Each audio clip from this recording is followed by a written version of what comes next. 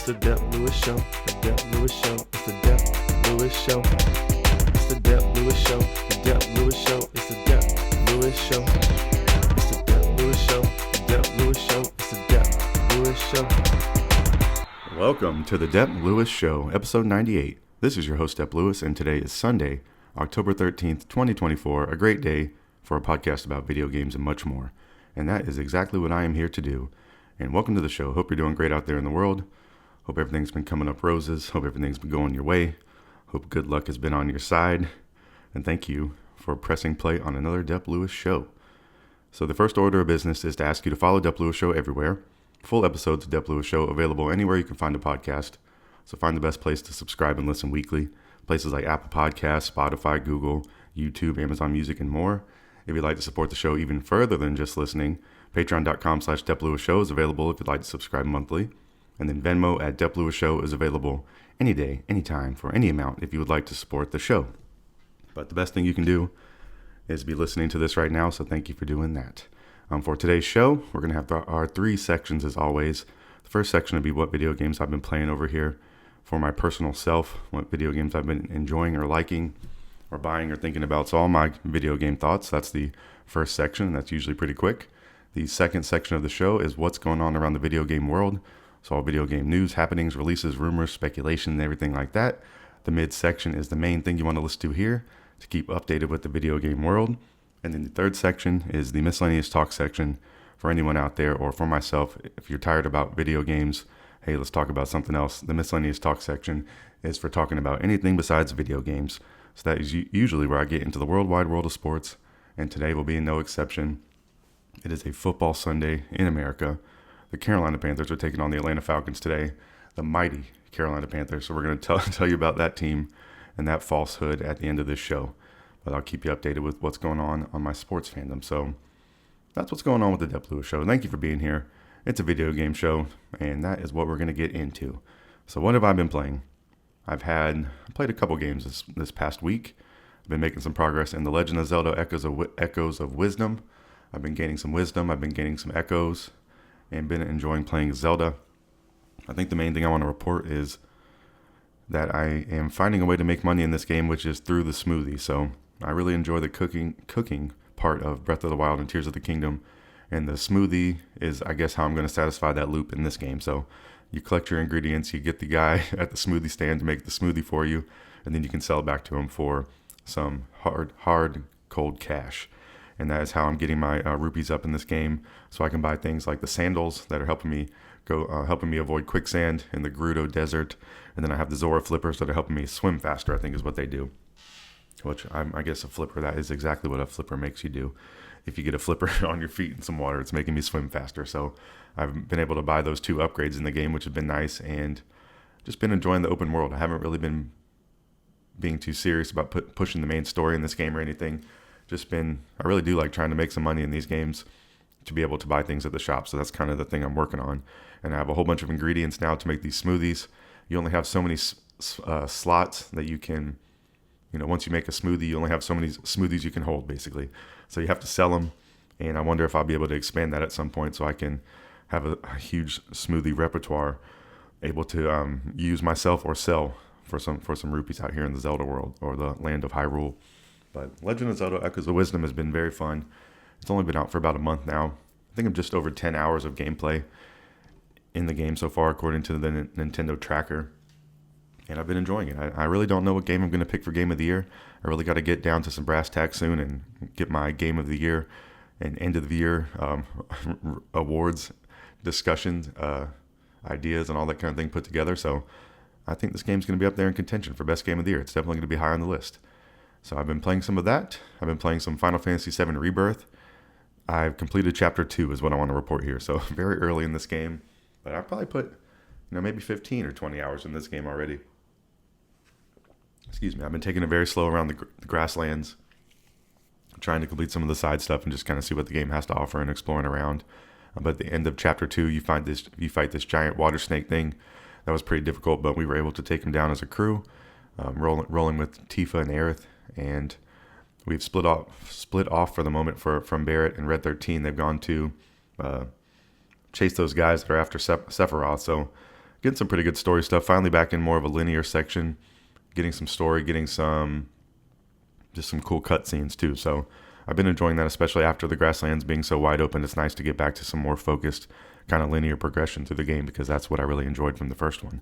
And I've been enjoying the open world stuff, but I really do, thinking back, I really do enjoy the more linear nature. But I've been enjoying the mix in this game, so we will see how that continues to go forward. But I think this game is going to be in contention for Game of the Year for me as well. It's definitely up there. It's definitely something I need to really make an effort to play some more of these in the near future to get some more information. Some more information for consideration, for deliberation, for best game of the year across the nation or something like that. And just get ready for the Game of the Year show, which is always fun to do at the end of the year on the Dep Lewis Show. So one other game that I gotta say is in contention for Game of the Year. It definitely has to be in contention because I've been playing it so much and it has been lasting throughout the year. This game's been out for a while and I've still been playing it, and that game is Balatro. And I had my best run ever in Balatro this week. It is the card game, the roguelike card game, which is perfect for handheld. It is now out on mobile if you want to play Balatro on mobile, which is a great idea. It's $9.99. You can play it on an iPad as well, so it's it's like a beefed up version of solitaire or poker. It's very fun to play. It's very easy to understand. You don't really have to have poker knowledge to play.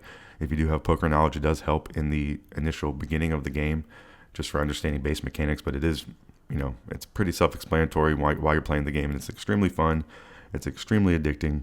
It's easy to play. It's easy to pick up and put down, though, or it's easy to pick up and play in chunks, or playing a small burst or playing a long amount of time. It's just kind of a great game for all scenarios, is what I'm saying. So Balatro, very great game. It's a great handheld game, and yeah, choosing the jokers that you get to play and the other upgrades is very fun. That's a huge part of the game, and I'm usually going for aces. So whenever they're presenting new cards to me to add to my deck, so you start with a base deck. There's other ways to add cards to your deck, so you're able to get, instead of having you can play 4 queens normally in a poker hand, but in this game there's ways you're able to add more queens to your 52 hand deck. So, and you'll be able to keep rolling through with this deck through this whole progression. So you can end up having more than 52 cards in there.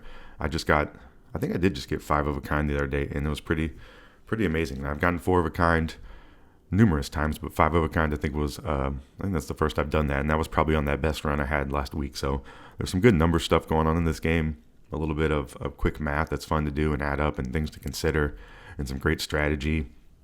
And then you can have different play styles too on how you play, of things that you're favoring, your upgrades that you're favoring, your jokers that you're favoring. So there's a lot of good tactical stuff in this game that makes it really fun, and I think that's part of the big hook with Balatro. So I don't know, I really think it should be in consideration for Game of the Year. These other games are more, whether they're prestigious franchises. Balatro is a brand new game, but I don't know. I think it's one of those games that's kind of broken the mold from being a smaller game to it's going to be a classic video game, and I think that is very important when you're thinking about these games. So Balatro, something else I've been playing. So those have been the main 3 games I've been playing last week: The Legend of Zelda: Echoes of Wisdom, Final Fantasy VII Rebirth, and Balatro.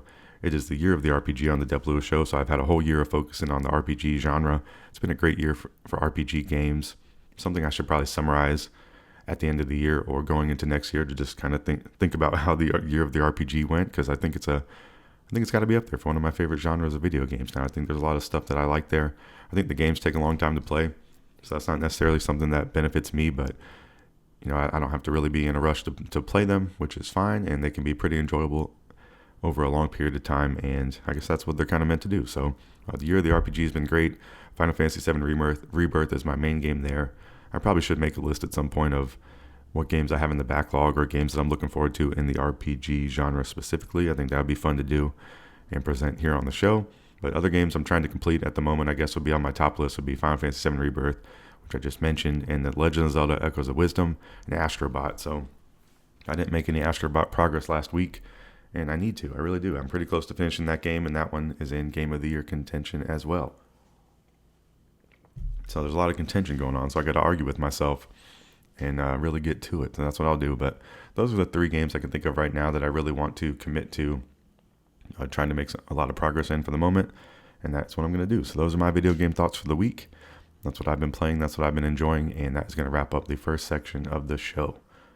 So we're going to hear some lovely break music created by a friend of the show, Mr. Vollinus, and friend in real life. You're going to hear his lovely break music, and then we're going to come back for the midsection where I tell you about everything going on around the video game world in the last week.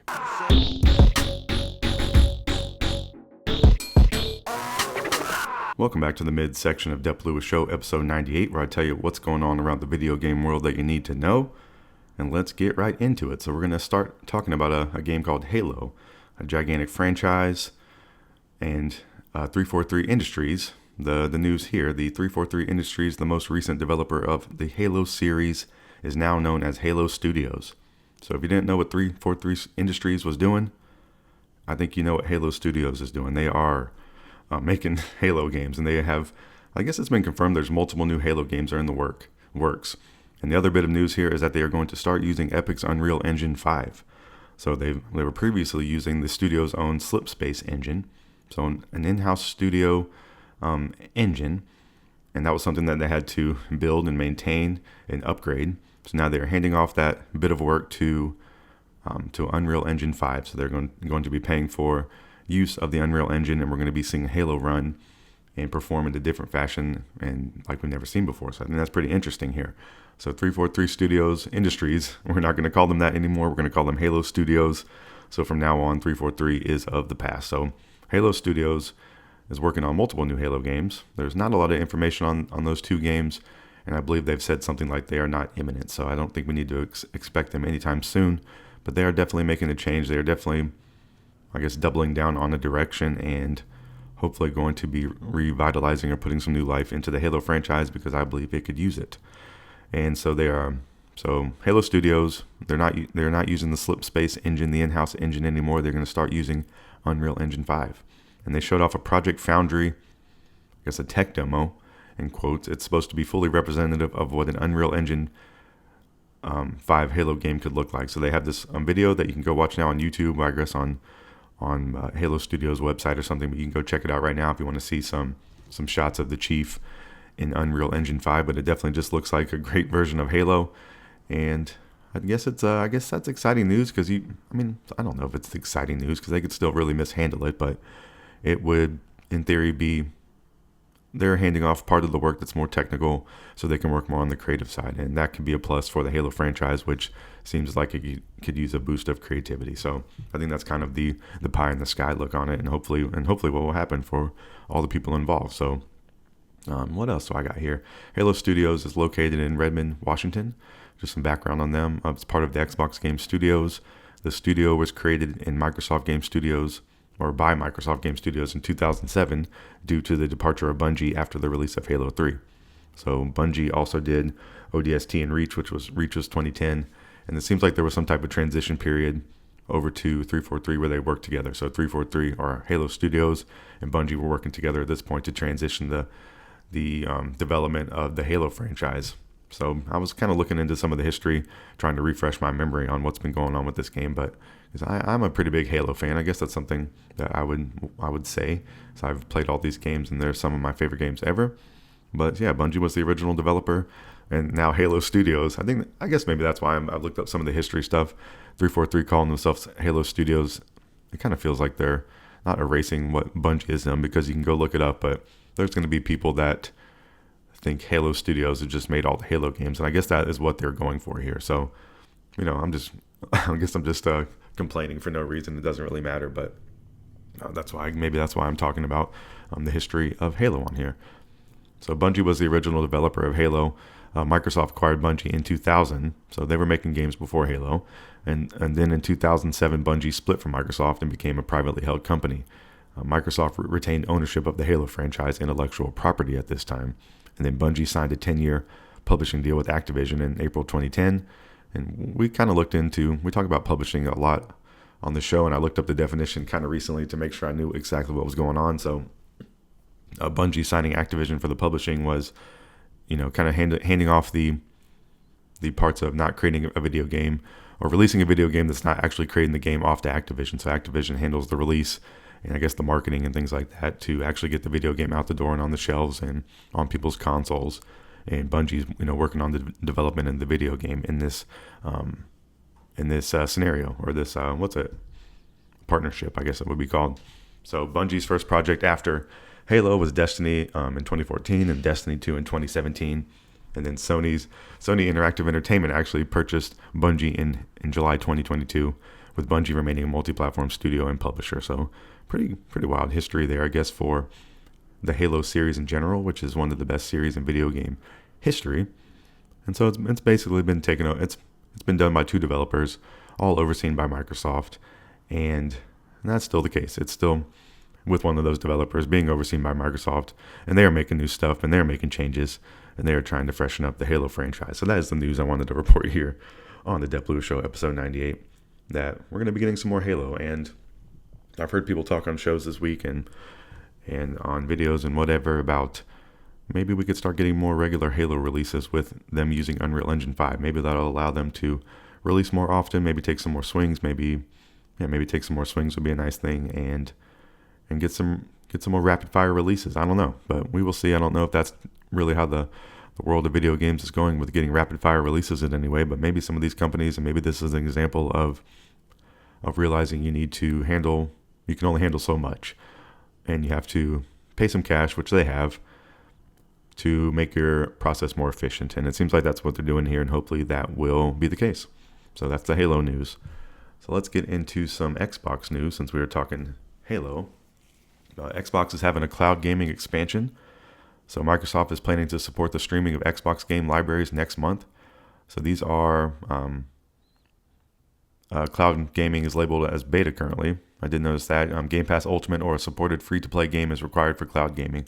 So previously, there's been a limited selection of which games you can do through cloud gaming, and soon they're saying that you're going to be able to play your whole library that you own if you are subscribed to Game Pass Ultimate, or if it's a supported free-to-play game, you can start cloud streaming that game. So I guess that's an interesting change, something that will be nice for people who have been utilizing this before. And I don't know if it'll necessarily get new people to do it. It'll probably get a small percentage, but I guess it's just interesting in the fact that it's a progression in cloud gaming, and they're really pushing this and trying to push it forward. And this will be a decent step in getting cloud gaming where you think the majority of people would want it to be. And I think having your own library able to do so is a plus here. So that's what they're intending to do. So they are getting ready to test the ability to stream games that you own that aren't part of the existing Xbox Game Pass library. Microsoft has been readying its servers to be able to support streaming thousands of games, allegedly being tested with insiders in November before expanding to Xbox users and more games. And they're also stating in November that players will be able to play and purchase Xbox games directly from the Xbox app on Android. So opening up their platforms is what they're doing. Different ways to play is what they're doing. Diversifying is what they're doing. And I don't think that is the worst thing, because everybody has a screen in front of them all the time. And it seems like Xbox is intending to try to be on that screen or be an option for you on any screen that you have. And I guess that seems like a smart business idea. But they need to have the video games with them. So that's why Halo Studios needs to be getting creative out there and getting some really cool video games able to play through these services. I think that's the next step, and that's the hardest step, and that is the step that they need to be taking, and I guess they are taking right now. So Xbox Cloud Gaming expansion is coming. If you're a big fan of Xbox Cloud Gaming, that is an interesting update. All right, so let's get into the Nintendo side of things. Splatoon 3, a great video game, a winner of the Dep Lewis Show Game of the Year, and a definite winner, one of the greatest games that I've played over the history of the Dep Lewis Show, Splatoon 3. There is an upcoming Splatfest, October 25th, 2024 through October 27th, 2024. So a great weekend for some Splatoon 3. And the question here that you'd want to pick is, what would you be in a fantasy world? So are you going to be Team Wizard, Team Knight, or Team Ninja? And I think immediately if I have to pick, I don't think I have it in me to be the Ninja. They're very sneaky. And I don't know if I could be doing that. I think I'd have to roll with the Knight or the Wizard, I think. I'd probably have to go Wizard because I do like playing Magic people in video games, so that would probably be my guess. But Splatfest are very fun. It's just a whole weekend kind of celebration of Splatoon 3. There's extra fun stuff in the video game. You get to pick a team. You're going to be Wizard, Knight, or Ninja, and whatever team wins the Splatfest at the end and basically just has bragging rights. So it's a really fun time to add some extra spice into Splatoon 3, and I love to mention when those are going on. So, and I might possibly even be playing some. You never know. Might be splatting out there in Splatopia. So what else is going on with Nintendo? They have a Nintendo Switch Online Playtest program going on. So they're saying that they will perform a test called Nintendo Switch Online Playtest Program related to a new feature for the Nintendo Switch Online service offered for the Nintendo Switch system. And I really like how many times they say their product in this in these like press release statements. We will recruit people to participate in this test from customers who have an active Nintendo Switch Online plus expansion pack membership. Customers will need to download exclusive software to their own Nintendo Switch system in order to participate. Application qualifications. Active Nintendo Switch Online plus expansion pack membership so these are the active so if you want to get into this playtest program for whatever they have going on with this, there's some stipulations. So you need to be a Nintendo Switch Online plus expansion pack member as of October 9th, 2024. So all this stuff is very confusing. If you really would like to do this, you need to look it up yourself. And the recruitment period ends on the 15th. That's the main thing you need to know from me. If you're listening to this podcast in real time, you have a few days to try to apply for this Nintendo Switch Online playtest program that's been very kept on the hush-hush. But it just seems to me like they're testing some type of feature with their online system. They're trying to upgrade the online system for the next Switch version, whichever comes out. Maybe they would upgrade the online system or have a different tier or something even before the Switch 2 comes out, and it's going to roll into the Switch 2. It's kind of a transitionary thing. Maybe it's going to be the first taste we get of the Switch 2. It's going to be something here with the interface or something with the online thing. And I'm just kind of thinking of that in real time. But if you want to apply for this, you have to have an active Nintendo Switch Online plus expansion pack memberships. That's the upgraded version of Nintendo Switch Online. That's the one that's $50 a year. And you have to be subscribed as of October 9th. So, 4 days ago. Be at least 18 years old by that same date. And then your Nintendo account must be registered to one of the following countries: Japan, US, UK, France, Germany, Italy, or Spain. So some very complicated stuff, but nothing too serious there. A lot of people should be able to qualify. Apply online. The recruitment period is October 10th through the 15th, and the playtest period will be October 23rd through November 5th. So it'll be interesting to see what comes of this, what it actually is.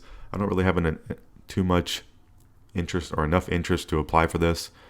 I am a Nintendo Switch Online member, but I do not have the upgraded expansion pack one because that one is more expensive.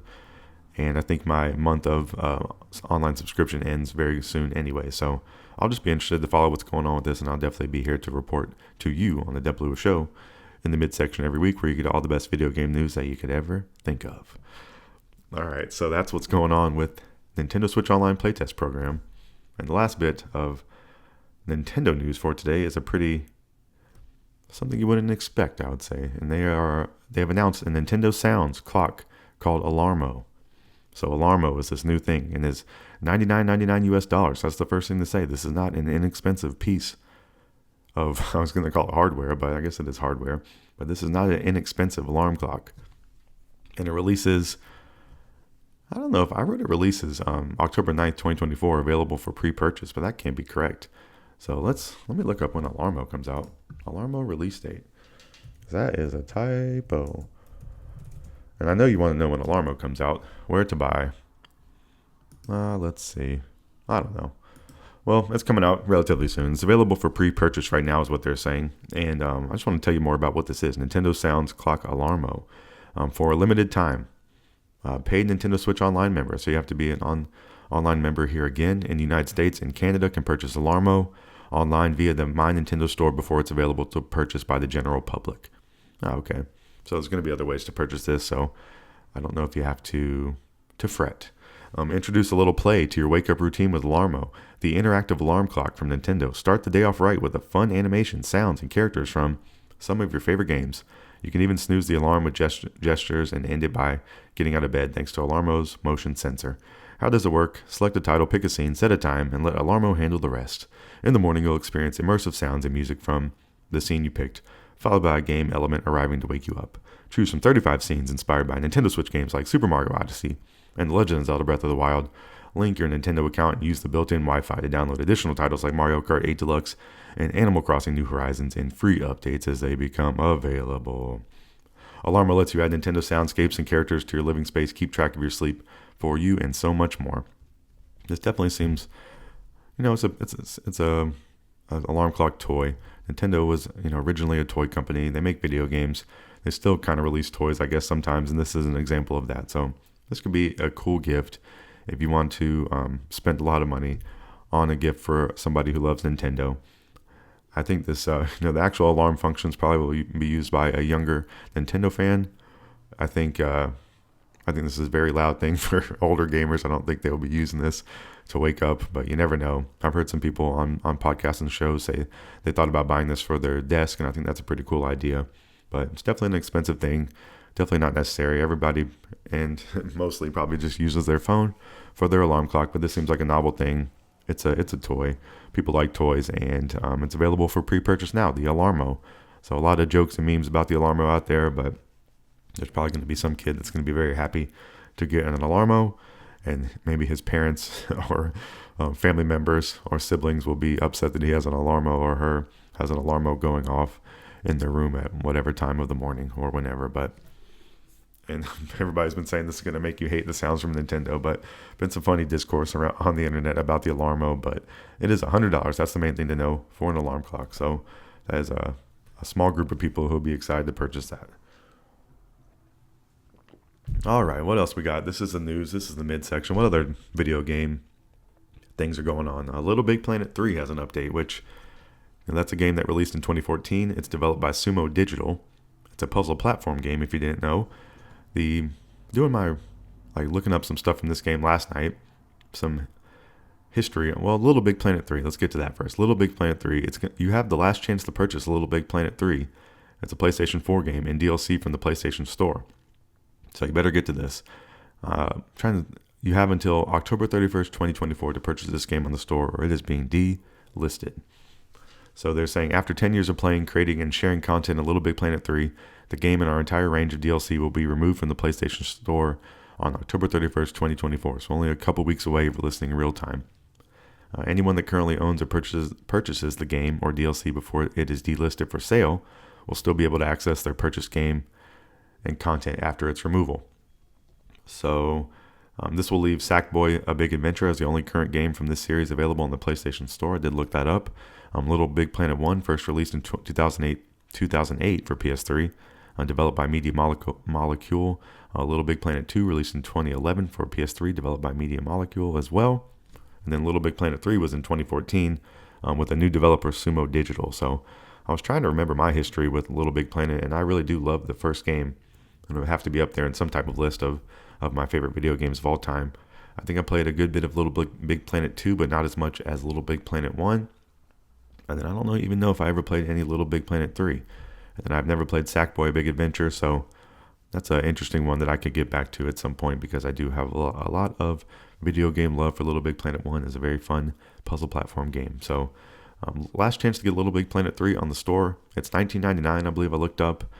I really doubt it'll go on sale before the end of the month because they know the situation going on, but that would be nice.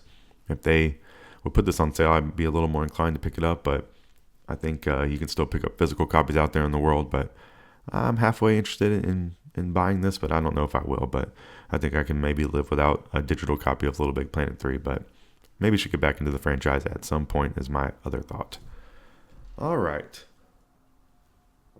So there's been some cool video game releases last week and also some cool DLC released last week, so I want to go over a few of those just to keep you updated. I've been talking about a few of these things for the last few shows, but I really want to keep them in your mind and let you know what's going on because I think the reception of these games have been really great, and everything I've been seeing, the videos I've been watching, people streaming, and I've even played a demo of one of these, so it seemed really, really, really cool, so I want to tell you about them. Dragon Ball Sparking Zero is out right now. It released on October 7th, 2024 for PlayStation 5, Xbox Series X and S, and Microsoft Windows. It's a full-price game, $69.99 US, and it takes the legendary gameplay of the Budokai Tenkaichi series and raises it to a whole new level. I think it's been like 17 years since there's been a Budokai Tenkaichi game, so a pretty monumental return. Become a super warrior and experience the earth-shaking, limit-breaking power of Dragon Ball battles. The developer of this game is Spike Chunsoft. So everything I've been saying about this game looks pretty cool. I think this game, if I had to throw a dart at the wall and pick a score, what I feel like, or the reception's been, I think it's probably somewhere like an 8 out of 10, maybe a little bit on the stronger side of the 8, but I think they've said the story is not the most interesting, or the stuff they've done in the story mode is one of the negative things. But I think the gameplay is pretty fun. I've heard it's actually pretty difficult in some areas.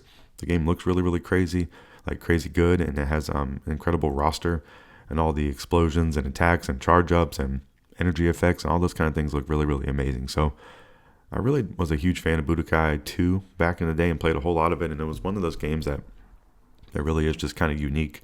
So I definitely have some interest in wanting to pick this up, and there's online in this game too, so I don't know if I would even go down that route on it, but that's a whole nother avenue to take. I really just played it single player back in the day. I never really even battled against people in person, but this is a game I have a lot of interest in. I could definitely see myself picking it up at some point, and I just wanted to let you know that it's available right now. Dragon Ball Sparking Zero.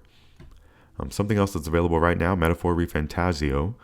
There's a demo available to play where you can play the whole prologue. I believe it's almost like 8 hours of gameplay, and your gameplay carries over. So I've started doing that. I'm just barely into it, but I'm giving this game a try, and I'm really interested with trying it so far. It's been really cool. This released October 11th, 2024, so a couple days ago for PlayStation 5, 4, Xbox Series X and S, and Microsoft Windows. It is another full price game, $69.99 US. A medieval fantasy realm mirroring the contemporary real world after the assassination of its former king. It's from the creative minds behind Persona 3, 4, and 5, developed by Studio Zero and published by Atlas. So we've been talking a lot about developers and publishers and things like that. Studio Zero is also known as the Creative Department 3 Production, is a subsidiary of Atlas. So it's like an in-house studio, I guess. They have different divisions, or they call them departments, and Studio Zero is the one responsible for Persona, and now, or Persona 3, 4, and 5, I guess, and now Metaphor ReFantazio. So it's a new franchise from the Atlas people, and it seems very cool. The reception to this has been pretty crazy. People have been loving the story, loving the characters, loving the world, loving the way it looks and the art style, and I'm interested in it. So a couple games I'd like to pick up at some point, and they're looking very cool, and they're available right now. All right.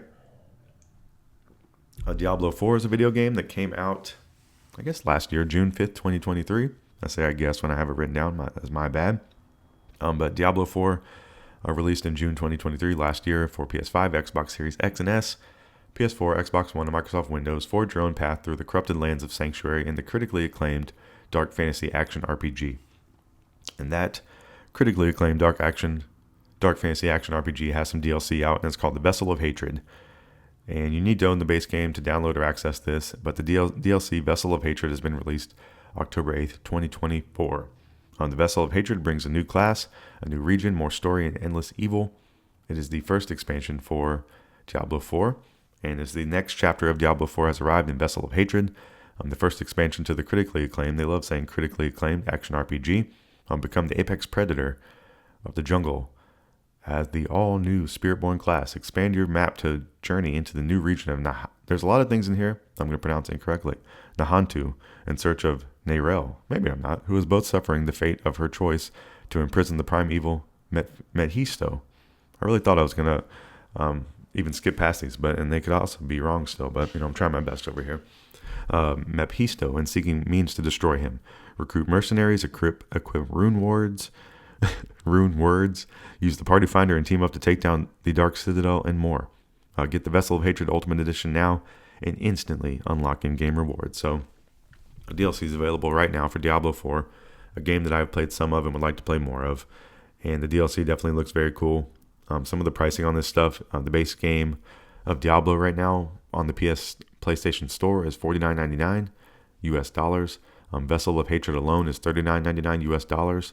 So if you already own base game Diablo 4, you can pay $40 to play this, which it's an expensive expansion, but I guess there's a lot of content in it. You can also buy a bundle, I believe, Diablo 4 base game plus Vessel of Hatred, labeled as the D4 expansion bundle for $69.99 on the PlayStation Store. So a little bit of a discount there, I guess, buying them as a combo, which is nice. So if you haven't purchased anything in the Diablo universe, it's the price of a full price game, $69.99 US, and you get the base game and the expansion Vessel of Hatred, which is available right now. Diablo 4 looks very cool. I've been watching a few people play it, and I'm interested to get back into it at some point. It's on my video game backlog list.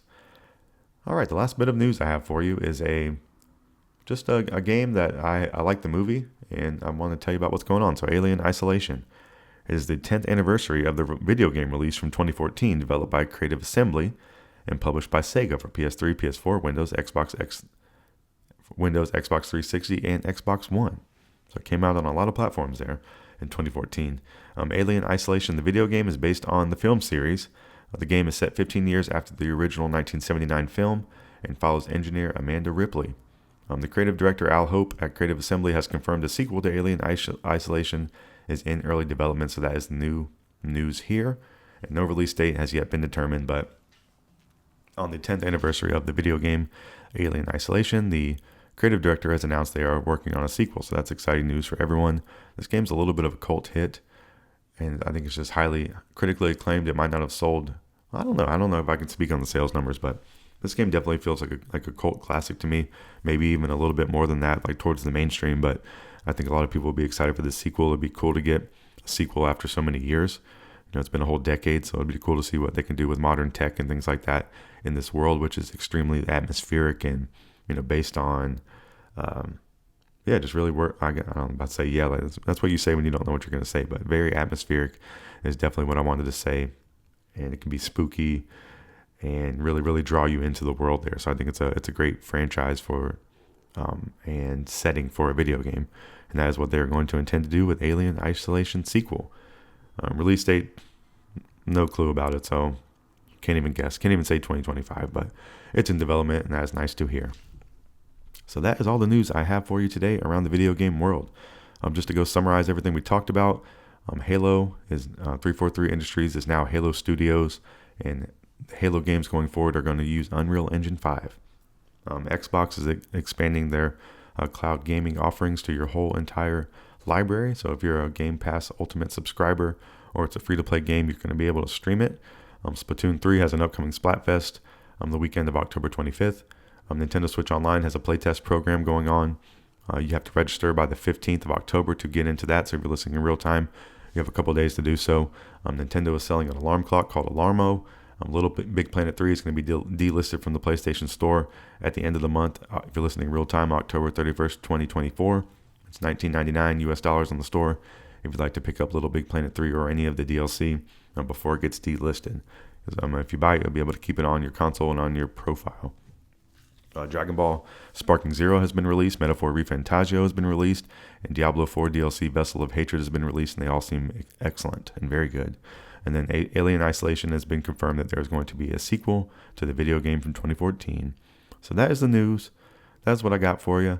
And I'll be back next week, as I always am, in the midsection of the Dep Lewis Show to give you all the coolest, best video game news that I think that you'll be interested in. So hopefully you learned something. Hopefully you found a game you're interested in.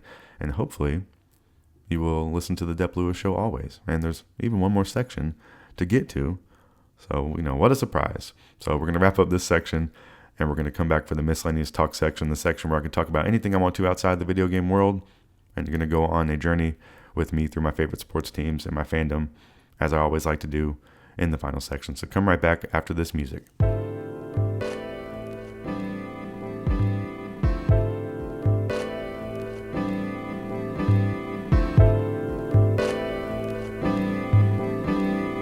Welcome to the final section of Dep Lewis Show, episode 98, the Miscellaneous Talk section, where I can talk about anything I want to outside of the video game world. So I want to get into the worldwide world of sports, as I always do, and keep you updated with what's going on of my journey through fandom, of sports fandom for all my teams. So my favorite NFL team, the Carolina Panthers, last week they played the Bears up in Chicago at 1 p.m., and the result was the Panthers lost 10-36. So a little bit of the post the Andy Dalton starter hype, I think, has gone down. Andy was 18 of 28 on passing, 136 yards, 1 pick, and 3 sacks for 20. It kind of looked a little bit back to the old Panthers, even the style of Panthers that Bryce Young was running. So bad news there. Chuba Hubbard's still been a standout. He had 13 carries for 97 yards and a touchdown in this loss. No receiver really had a great game this game, so that was troublesome. Trevin Wallace, number 56, had 15 tackles, 10 of them solo. Xavier Woods next with 7 total tackles. Horn was ejected in this game at the end in kind of garbage time, and then Bryce got some playing time in garbage time. So it was weird that the narrative came out that Canales didn't want to have Andy Dalton playing behind the banged up offensive line at the end of the game. I think that was kind of a poor thing to say, because then you're implying that you wanted Bryce to go out there and deal with that, but you could have just said you wanted them to get some reps. That was kind of just a weird thing to I don't know. I guess they're just trying to protect their quarterback one, but he's only been their quarterback one for a couple weeks. So I think they're showing a little bit of the indecisiveness here again with the Panthers, and that is they've been snake bitten or whatever with indecisiveness or bad decisions, or they've just really kind of been making all the wrong decisions lately. So took a loss last week to the Bears. Not a gigantic surprise. They're playing Caleb Williams, who has been playing good and put on a show that game, or was playing very well that game. And the Panthers are getting injured. They're getting injuries to their poor roster. So Clowney was injured that game. Taylor Moton, Austin Corbett, Tommy Tremble, Leggett were injured. I believe that's how you say his name, Mr. Xavier. And not looking good for the Panthers. They play the Falcons today at 4:25 in Charlotte. So there's people tailgating around the town getting ready for that game. I don't believe I'm going to go to the game today because the tickets are a little bit expensive, and I don't really know what the Panthers are going to be putting out there on the field. So the Falcons are 3-2 going into this one. The Panthers are 1-4 going into the game. Next week is at the Commanders for the Panthers. I'm at 4:05, and the remaining home games for the Panthers: Saints, Chiefs, Bucks, Dallas, and Cards. So I got a few more examples of games to go to, and hopefully see some competitive Panthers football. But I don't know if they're trending in the correct direction. That would be my guess for today, because the Falcons had a pretty monster game offensively recently. The Panthers team is depleted across the board with injuries and just having kind of a light roster at the beginning of the year in general. We're having some quarterback troubles. The bump we got from switching quarterbacks has seemingly gone away, and we're just kind of back with what we had. And it seems like they are a poor football team, but we will see. There's a little bit of hope, I guess. I want to see Andy Dalton sling the ball around, and I just hope to see some offense. That's really what you want to see. The defense has been struggling, but you want to see the Panthers put up some points, because that has been the terrible part about watching them in the last couple of years, has been their offense has not been able to move the ball or score, and that is very frustrating football to watch. So hopefully they will be progressing there, but I am not hopeful. All right. Other favorite teams, favorite NBA teams, Charlotte Hornets. I'm a pseudo fan just because I live close enough to go see some games. The first game of the season for them is October 23rd, 2024. The NBA preseason has started. That's some news. The Atlanta Hawks, my favorite team in the NBA. The first game of the season is versus Brooklyn in Atlanta, October 23rd, 2024. Only a couple weeks away, and I hope to be going to some Hornets games this year and seeing some good basketball. And the Atlanta Braves. So my favorite team in baseball. It's the off season. Going to be light on the Braves news. You've had a whole summer of Braves news on this section of the podcast every week, and you're getting a little bit of a break. So it's the off season for the Braves, but a little bit of news. They fired 3 coaches. They originally said Alex Anthopoulos and Brian Snitker originally said they were intending to retain the whole coaching staff for next year. So a little bit of leeway there in that statement. And they have not retained the entire coaching staff. Hitting coach Kevin Seitzer, assistant hitting coach Bobby M. I don't know how to say his last name. Magalinis, and catching coach Sal Fasano. So 2 new hitting coaches will be hired, but the catching coach will not be the position will not be refilled. So this news was a little bit of a shock, and I think they're trying to change something because the hitting really was down this year. The Braves hit all those home runs the year before. I know there was a million injuries. This was a really wild, kind of crazy, hopefully an outlier of a Braves season, but they're trying to change up the hitting, and Kevin Seitzer has been around there for a long time, so this is not an insignificant change. Spring training for the Braves begins February 22nd, 2025. First game of the regular season is at the Padres, March 27, 2025, so a day I'm looking forward to for a 4-game series, followed by at the Dodgers, then home versus Miami, then at the Phillies to start the season off. So I'll keep you updated with what's going on with the Braves week to week, but probably not a whole lot of news until we get closer to the season. So I'll be just, like I tell you about the NBA right now, it's going to start on October 23rd. I'll probably just start telling you, hey, the Braves are going to be playing on March 27th, a day that is going to be a wonderful day when the Braves are back playing baseball. So that's all my updates with my sports teams today. The Panthers are playing the Falcons. I have a little bit of hope they can make a competitive game, but I also would probably bet on the Panthers offense not looking so hot and the defense getting in trouble playing the Falcons, who are very hot. So that's kind of my thoughts there. DJ Moore right now is playing over in London against the Jaguars. That's the early morning game going on in London. And it's going to be a great day of football. The Panthers don't play until the afternoon. And I am going to release this podcast and try to have a wonderful day, and I hope you will as well. So that's going to wrap up the Miscellaneous Talk section of this show. And then in turn, that's going to wrap up the entire Dep Lewis Show, episode 98. You made it to the end. Thank you for listening. I'd like to reiterate some promotional talk from the beginning to really help me out a little bit extra. Please follow Dep Lewis Show everywhere. Full episodes of Dep Lewis Show available anywhere you can find a podcast, so find the best place to subscribe and listen weekly. Places like Apple Podcasts, Spotify, Google, YouTube, Amazon Music, and more. If you'd like to support the show even further than just listening, patreon.com/Dep Lewis Show is available if you'd like to subscribe monthly. And then Venmo at Dep Lewis Show. Dep Lewis Show is available any day, anytime, for any amount if you'd like to support the show and help me out on my podcast journey. I'm bringing you this great video game news, information, thoughts, and more. So thank you for listening. Have a fantastic time. I have a fantastic time doing this week. It's very fun. Hopefully you get some information, some enjoyment out of it, and hopefully you'll return next week to listen to another one. So hope you have a wonderful week out there in the world. Hope you get some time off work. Hope you get a raise. Hope you get to go on vacation. Hope you get to eat something good. Hope you get a new video game. Hope you get a new car. Hope you get a new pet. I hope you just hope you have a great time. And I hope you come back and listen to another episode of the Dep Lewis Show next week, because that's where I'll be. See you then.